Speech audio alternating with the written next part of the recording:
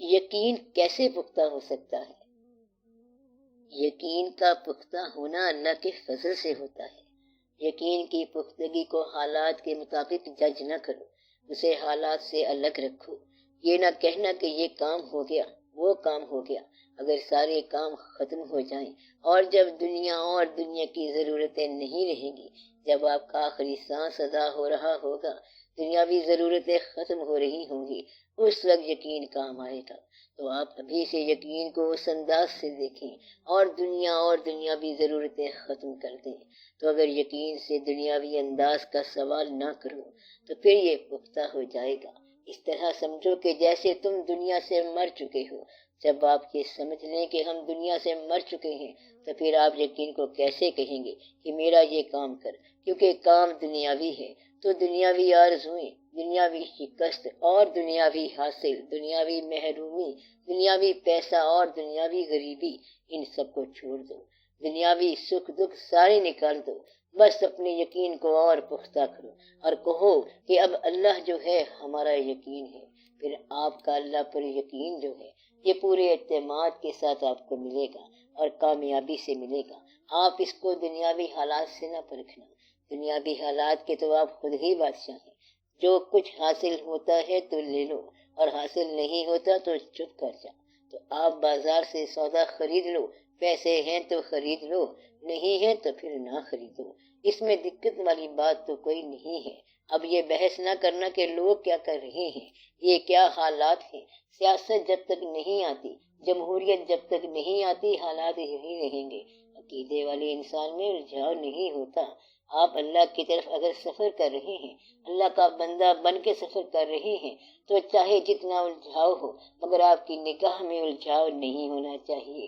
جو مالک ہے وہ بہتر جانتا ہے، اور اگر تم مالک ہے تو پھر اپنی ملکیت ثابت کر، مگر تیرے پاس تو ملکیت ہے ہی نہیں اور نہ تو ثابت کر سکتا ہے، تو اپنی مجبوریوں میں پھنسا ہوا ہے، اور مجبور جو ہے وہ مالک نہیں ہو سکتا۔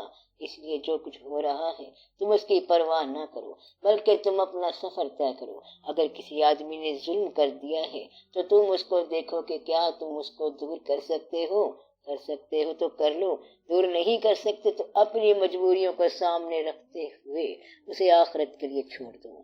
محاسبے کے دو طریقے ہیں، اللہ نے بتائے ہیں۔ ایک تو یہ کہ کچھ لوگوں کا یہاں محاسبہ ہو جاتا ہے اور باقی لوگوں کے لیے اللہ نے فرمایا ہے کہ اس کا محاسبہ وہاں ہوگا۔ اورنگزیب نے کسی درویش کا سر قلم کروا دیا تھا۔ درویش نے غصے میں اپنا سر آپ اٹھا لیا، ہاتھ میں سر لے کر شاہی مسجد دہلی کی سیڑھیاں چڑھنے لگ گیا اور پکارنے لگا، انصاف انصاف۔ اس کے پیر صاحب نے کہا، جو انصاف تو مانگ رہا ہے اس کے لیے اللہ نے ایک الگ دن مقرر کر رکھا ہے، ایک اسپیشل دن، اس کا نام قیامت ہے۔ تو آج کیسے انصاف مانگ سکتا ہے؟ تو یہ انصاف جو تو مانگ رہا ہے یہ قیامت کو ہونا ہے۔ اللہ نے کچھ لوگوں کو پیسہ دے کے آزمایا اور کچھ کو غریبی دے کے آزمایا۔ جس طرح اس کے لیے پیسہ الجھن ہے اسی طرح تیرے لیے غریبی الجھن ہے۔ تو غریبی کو اگر قبول کر لے تو تیرے لیے یہی دولت ہے۔ صرف پیسے کی بات نہیں ہے بلکہ ایمان کی بھی بات ہے۔ میں پہلے سے بار بار بتا رہا ہوں کہ رزق صرف یہی نہیں ہے کہ جیب میں پیسہ ہو، بلکہ رزق یہ بھی ہے کہ دل میں ایمان ہو، آنکھ میں بینائی ہو۔ آپ کا ایمان چمک جائے تو وہ بھی رزق ہے، مگر آپ ایک رزق یعنی پیسے کے پیچھے چلتے جا رہے ہیں کہ صرف یہی آپ کی ہر بیماری کا علاج ہے۔ مگر اللہ کو ماننے والا اللہ کو ہی مانتا جاتا ہے، وہ تکلیف میں اللہ کے اور قریب ہو جاتا ہے، دکھ میں اور قریب ہو جاتا ہے اور سکھ میں اور قریب ہو جاتا ہے۔ تو اللہ کو ماننے والے ہر حال میں اللہ کو ماننے والے ہیں اور وہ کبھی اللہ سے دور نہیں ہوتے، اور نہ ماننے والا نتیجے نکالتا رہتا ہے کہ یہ کیا ہے وہ کیا ہے۔ تو اللہ کے راستے میں بحث نہیں ہے، بحث جو ہے یہ وسوسے کا نتیجہ ہے، اور وسوسہ جو ہے یہ یقین کی نفی ہے، اور وسوسہ اگر آیا تو سمجھو کہ شیطان آ گیا۔ اس لیے اپنے ایمان کو، یقین کو اس وسوسے سے بچانا ہے۔ اس کو بچانے کا پہلا طریقہ یہ ہے کہ اپنے یقین کو حالات سے بے نیاز کر دو اور یقین کا ایک ایسا گواہ بنا لو جس کا یقین آپ سے بہتر ہو، تو کسی اور کو ساتھ ملا لو۔ اس لیے مل کے سفر کرتے ہیں لوگ، کیونکہ اس سے یقین پختہ ہو جاتا ہے۔ اور آپ دعا کیا کرو کہ اللہ تعالیٰ آپ کا یقین پختہ کرے۔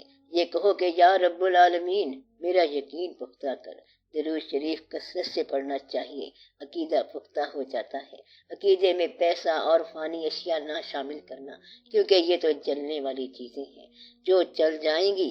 جو باقی رہنے والی اشیاء ہیں اور باقی رہنے والے اسماء ہیں، ان کے ساتھ اگر آپ وابستہ ہو جائیں گے تب عقیدہ باقی رہے گا، اور اگر فانی ہونے والی چیزیں ملاؤ گے تو آپ کا عقیدہ بھی فنا ہو جائے گا۔ آپ کو پتہ ہونا چاہیے کہ فانی ہونے والی کیا چیزیں ہیں، یعنی فنا بقا کا پتہ ہونا چاہیے۔ مثلا یہ کہ یہ ٹیبل جو ہے یہ فانی ہے۔ اگر تم یہ کہو کہ میرا عقیدہ اس سے وابستہ ہے تو آخر کار عقیدہ ٹوٹ جائے گا، کیونکہ اس میز نے ٹوٹ جانا ہے۔ اور اگر آپ کا عقیدہ جو ہے ان لوگوں سے وابستہ ہے جو ہر زمانے میں باقی رہتے ہیں تو آپ کا عقیدہ پختہ ہو جائے گا۔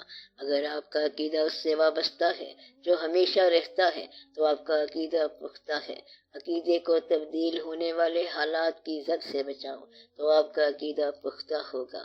اس لیے یہاں یقین قائم ہو جاتا ہے۔ یقین قائم کرنا اور اس کو محفوظ کرنا مشکل نہیں ہے۔ یقین کی حفاظت ہی اصل میں ایمان کی حفاظت ہے۔ یقین پیدا کر اے غافل کہ مغلوب گماں تو ہے۔ اگر کوئی سوال نہیں ہے تو پھر اب دعا کا وقت ہے۔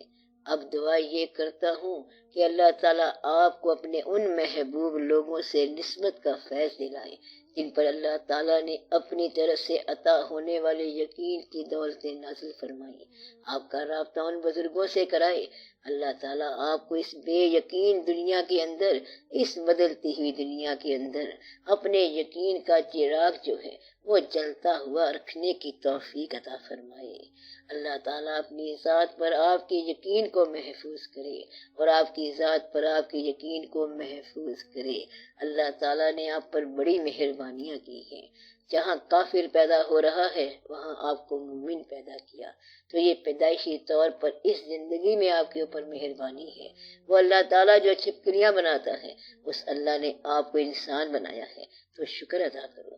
اور اللہ تعالیٰ نے آپ پر بڑی مہربانی کی ہے کہ جہاں کافروں کے لیے ایک عذاب مرتب ہو چکا ہے وہاں آپ کو مسلمان بنا کے اس عذاب سے بچا دیا، تو یہ اللہ کی بڑی مہربانی ہے۔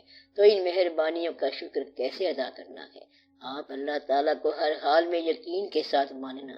اس لیے دیکھنا یہ ہے کہ آپ پر اللہ کی طرف سے آسانی کیا ہو رہی ہے۔ آسانی صرف یہ ہے کہ حالات کو چھوڑ کر یقین کو قائم رکھو۔ حالات کے ساتھ کبھی وابستہ نہ کرنا یقین کو۔ حالات تیرے اپنے حالات ہیں اور یقین اس کی عطا ہے، تو یقین کو محفوظ رکھو، یقین کو محفوظ کرو، ورنہ اگر تیرے حالات بہتر ہو جائیں، 20,000 روپیہ فوری طور پر دے دیا جائے تو پھر تم اپنا ایمان بیچ دو گے۔ بس آپ یہ کہیں کہ میں ہر حال میں وہی ہوں، غریب ہوں تب اللہ کا ہوں، امیر ہوں تب اللہ کا ہوں، اللہ ہنسائے تب میں اللہ کا ہوں، اللہ رلائے تب میں اللہ کا ہوں، کس حال میں وہ مجھے رکھے بس اللہ ہی کا بن کے رہنا ہے۔ تو آپ کا فیصلہ ہونا چاہیے۔ جب تم اللہ کے بن کے رہ گئے تو پھر تم نے تو اللہ کو قابو کر لیا۔ اب اللہ کیا کہے؟ مقصد یہ ہے کہ آپ کے لیے ہر حال میں اللہ، ہر بات میں اللہ، غریبی میں اللہ، امیری میں اللہ، دولت میں اللہ، سوتے میں اللہ، رات کو جاگ کے اللہ، بس اللہ ہی اللہ۔ تو پھر اللہ ہی اللہ ہے، اللہ ہی اللہ ہونا ہی اللہ ہی اللہ ہے۔ اللہ ہو تو ہی تو، اللہ ہو تو ہی تو اس طرح آپ کے لیے بہت آسانی پیدا ہو جائے گی۔ آپ اپنے آپ کو قائم رکھیں۔ تو دعا میری یہ ہے کہ جو والدین ہیں ان کو اولاد کی طرف سے سکھ نصیب ہو، اور جو اولادیں ہیں ان کو والدین کا فیض نصیب ہو۔ والدین کے لیے ضروری ہے کہ اولاد کے لیے دعا کریں کہ اللہ تعالیٰ ان کی اولاد کو آسانیاں عطا فرمائے۔ آسانی جب عطا ہوتی ہے تو اولاد پر ماں باپ کا مرتبہ اشکار ہو جاتا ہے، تو آپ کے مراتب جو ہیں وہ اشکار ہو جائیں آپ کی اولاد پر، اور آپ پر اولاد کی محبت نازل ہو، یعنی ماں باپ پر۔ جب ماں باپ کے دل سے اولاد کی محبت نکل جاتی ہے تو سمجھو اولاد بدقسمت ہو گئی کہ ان کے دل میں محبت نہیں رہ گئی۔ اس لیے ماں باپ اولاد کو اس کے عمل سے جج نہ کریں۔ اگر اولاد کا عمل غلط ہے تو بھی اسے محبت دیتے جانا، اور بس دعا کرتے رہنا کہ یا رب العالمین ہماری اولاد کو آسان راستہ دے، ان پر مہربانی فرما، آمین یا رب العالمین۔ اللہ تعالی ہمیں اپنے محبوبوں کے نقوش پاک کی خاطر ان کا فیض عطا فرمائے، آمین یا رب العالمین۔